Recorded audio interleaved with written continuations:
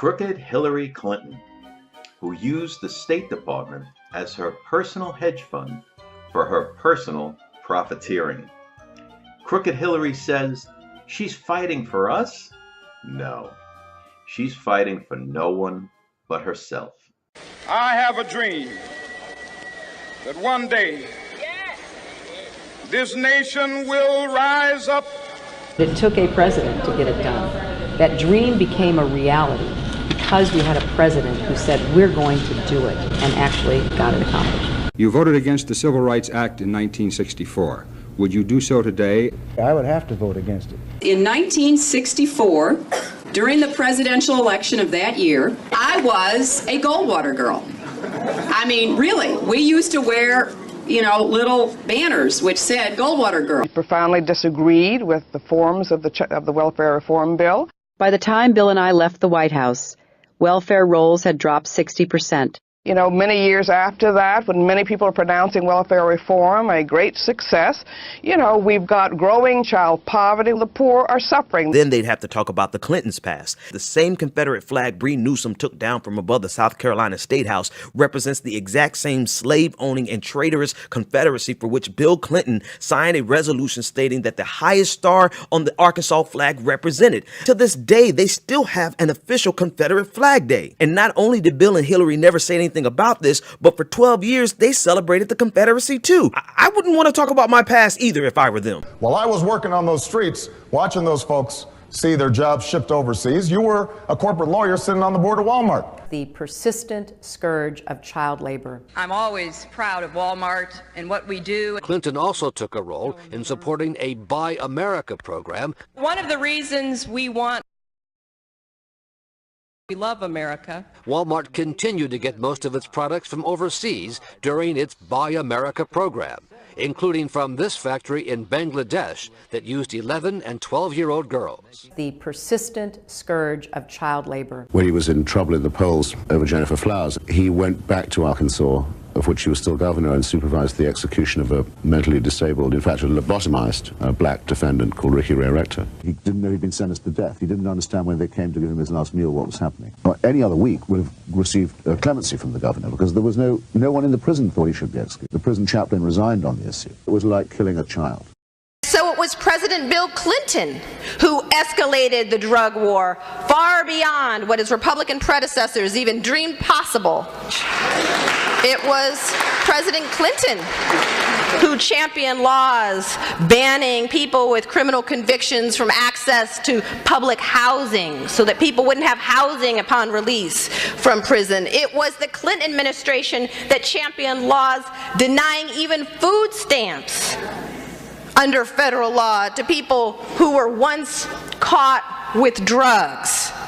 To a large extent, the basic architecture of this new caste system was championed by a Democratic administration. Not just gangs of kids anymore. They are often the kinds of kids that are called super predators. No conscience, no empathy. We can talk about why they ended up that way, but first we have to bring them to heal. First we have to bring them to heal. First we have to bring them to heal. First we have to bring them to heal. First we have to bring them to heal. First we have to bring them to heal. Bring them to heal. Bring them to heal. Bring them to heal. Bring them to heal. Bring them to heal. Bring them to heal. Bring them to heal. Bring them to heal. Bring them to heal. Bring them to heal. The woman who was standing beside Bill Clinton when he signed the Welfare Act admitted before she died that it was the wrong move, that working didn't help her. She worked at a job where she made a little bit of money, and even if after she made a little bit of money, she still couldn't afford her medicine. Clinton used her, just like he used black people, just like Hillary Clinton is using black people now. I'm kind of tired of being used. By the time Bill and I left the White House,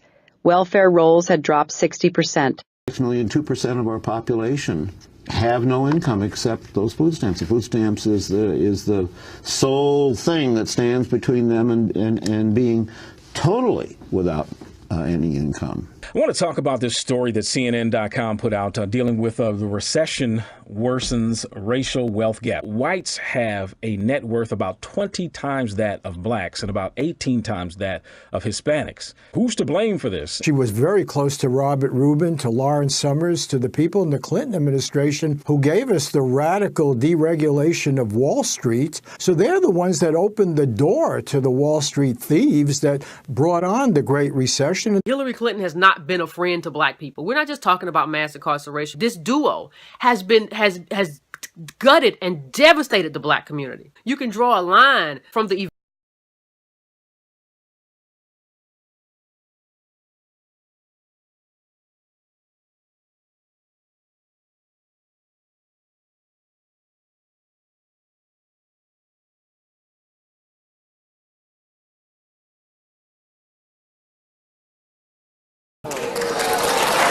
In this campaign, the nation has had to forgive you early and often. We have forgiven you your misspeaking about Martin Luther King's relative importance to the civil rights movement. We have forgiven you the 3 a.m. phone call commercial. It's 3 a.m. and your children are safe and asleep. But there's a phone in the White House and it's ringing. Something's happening in the world. Your vote will decide who answers that call. Whether it's someone who already knows the world's leaders, knows the military, someone tested and ready to lead in a dangerous world. It's 3 a.m. and your children are safe and asleep. Who do you want answering the phone? I'm Hillary Clinton, and I approve this message. We have forgiven you President Clinton's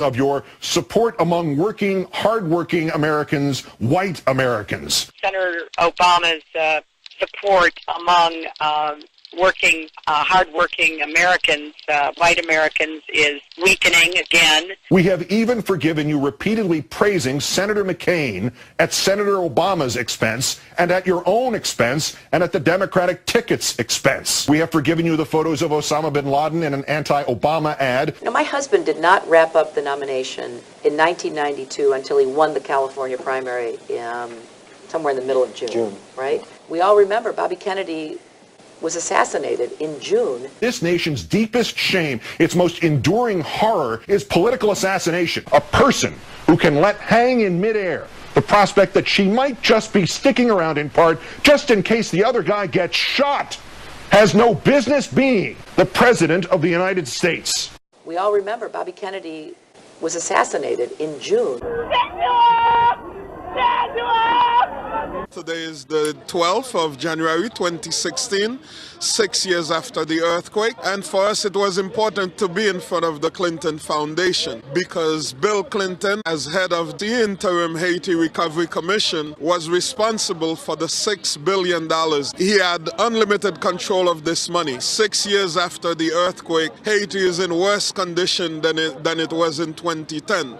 Only Bill Clinton can tell the world what happened with this money. We cannot keep imprisoning more people than anybody else in the world. Does no one else see the hypocrisy? Forget about super predators in the 1994 crime bill. When Hillary Clinton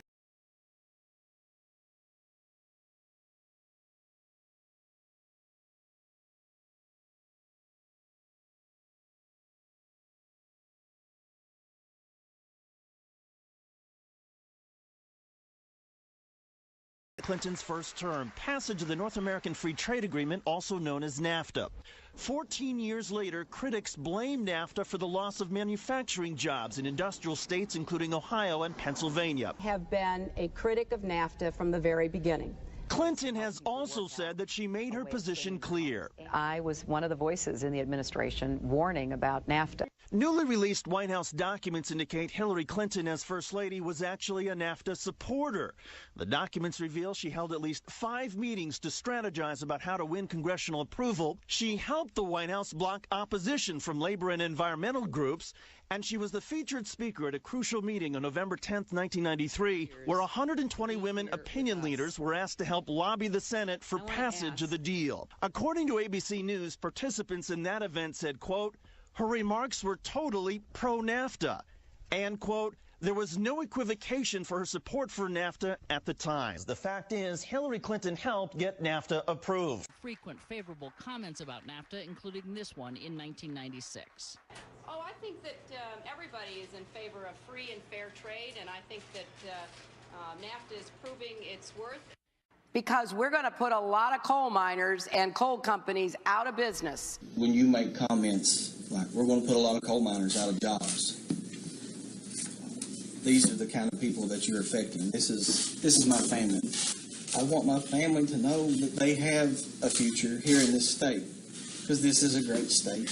I just want to know how you can say you're going to put a lot of coal miners out of jobs, and then come in here and tell us how you're going to be our friend.